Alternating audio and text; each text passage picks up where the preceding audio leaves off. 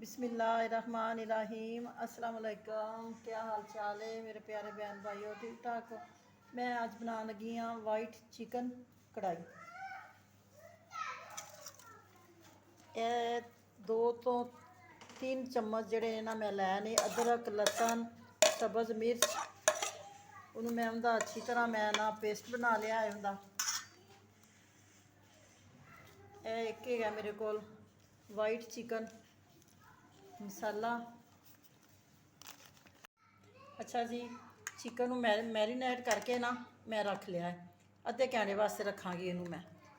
उन्नी देर मैं कोल प्याज वगैरह जड़ा है ना वो बनानी है। बिस्मिल्लाहिर्रहमानिर्रहीम। ये मैं 1.5 कप तेल का पावांगी, अंदाजे नाल ही तुसी नाप के पा लेना। तेल गर्म होंदिया तक प्याज पा देंगी। 2 ਤੋਂ 3 प्याज नॉर्मल प्याज मैं लाए ने दरमियाने, इन्हों फ्राई करांगी थोड़ा जिहा पहले प्याज़ों नूं। रैड होंदे पे ने। हाँ जी, प्याज मेरे हो गए ने रैड। मैं इन्ने को रैड करांगी प्याज। ये मैं बड़ा सौखा तो आसान तरीका तुहानूं ना दसांगी कि किस तरह यह कढ़ाई वाइट कढ़ाई जिहड़ी ना बनानी है।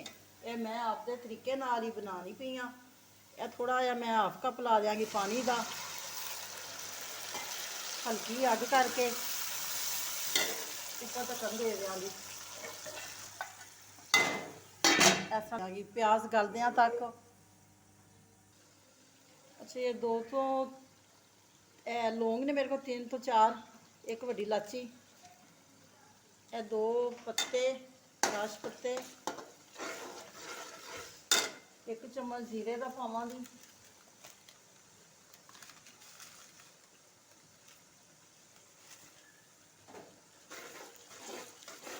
चिकन पान लगी हाँ कढ़ाई दे विच। ये बड़ी सौखा तरीका, आसान तरीका कि जल्दी जल्दी जड़ा है ना बन जाएगी कढ़ाई।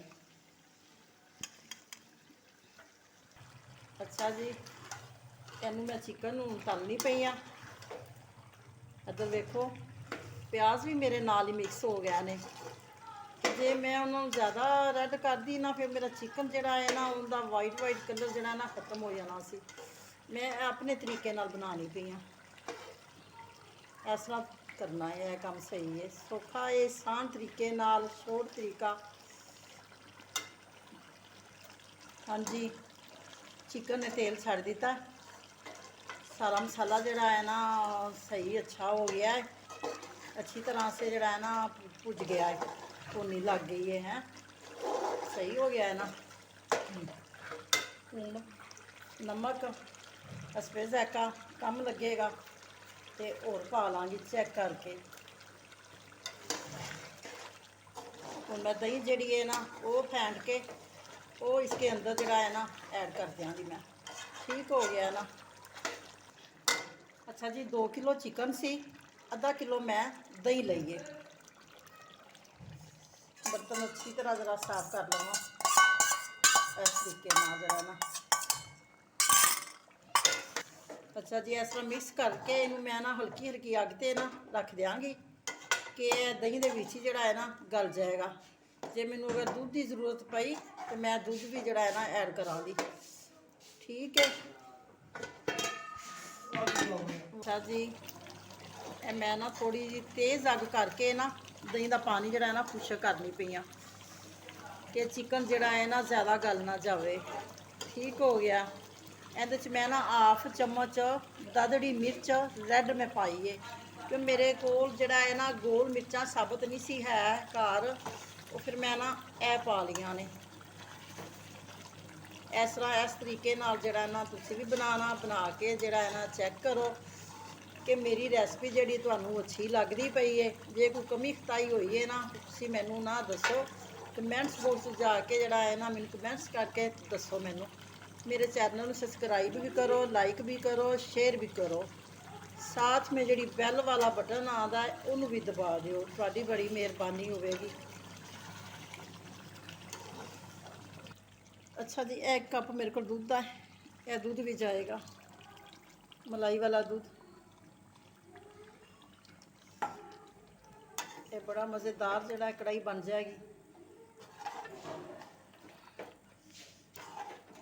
ਇਹ 3 ਤੋਂ 4 ਚਮਚ ਮੇਰੇ ਕੋਲ ਕਰੀਮ ਹੈ, ਇਹ ਮੈਂ ਪਾ ਦਿਆਂਗੀ ਵਿੱਚ। ਤੁਸੀਂ ਜਿਹੜਾ ਹੈ ਨਾ ਤੁਹਾਡਾ ਦਿਲ ਮੰਨੇ ਤੇ ਰੈੱਡ ਮਿਰਚ ਪਾ ਲਓ ਵਿੱਚ, ਦਿਲ ਨਾ ਮੰਨੇ ਸਬਜ਼ ਮਿਰਚਾਂ ਜਿਹੜੀਆਂ ਨੇ ਨਾ ਉਹਦਾ ਹੀ ਇਸਤੇਮਾਲ ਕਰੋ। ਕਿ ਮੇਰੇ ਬੱਚੇ ਜਿਹੜੇ ਨੇ ਨਾ ਉਹ ਕਹਿੰਦੇ ਨੇ ਬਹੁਤੀ ਵਾਈਟ ਅੰਮੀ ਨਾ ਬਣਾਉਣਾ। ਇਹਨੂੰ ਮੈਂ ਹਲਕੀ, ਬਿਲਕੁਲ ਹਲਕੀ ਦਮ ਵਾਲੀ ਅੱਗ ਤੇ ਰੱਖ ਦਿਆਂਗੀ 5 ਮਿੰਟਾਂ ਵਾਸਤੇ। ਅੱਛਾ ਜੀ, ਕੜਾਈ ਬਣ ਕੇ ਮੇਰੀ ਤਿਆਰ ਹੋ ਗਈ ਹੈ। ਇਹ ਤੁਸੀਂ ਵੀ ਬਣਾਓ, ਬਣਾ ਕੇ ਜਿਹੜਾ ਹੈ ਨਾ ਖਾਓ, ਖਾ ਕੇ ਚੈੱਕ ਕਰਕੇ ਜਿਹੜਾ ਹੈ ਨਾ ਮੈਨੂੰ ਦੱਸਣਾ ਕਿ ਮੇਰੀਆਂ ਭੈਣਾਂ ਜਿਹੜੀਆਂ ਆ ਮੇਰੀ ਕੜਾਈ ਜਿਹੜਾ ਹੈ ਨਾ ਕਿਸ ਤਰ੍ਹਾਂ ਦੀ ਮੈਂ ਬਣਾਈ ਹੈ। ਤੇ ਮੈਨੂੰ ਇਜਾਜ਼ਤ ਦੇਵੋ। ਅੱਲਾ ਹਾਫਿਜ਼।